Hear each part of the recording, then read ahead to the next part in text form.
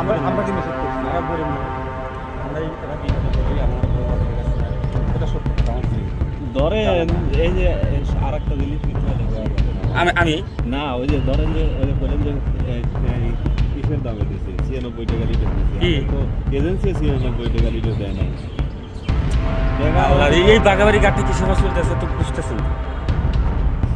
তবু আমার ঘরে আল্লাহর মধ্যে আমার দিতে পারেন। ধরেন যে আপনারা বেশি আচ্ছা ওটা না আপনারা বেশি বিক্রি করছে বিক্রি করছে আমি তো কয়া লাগবে না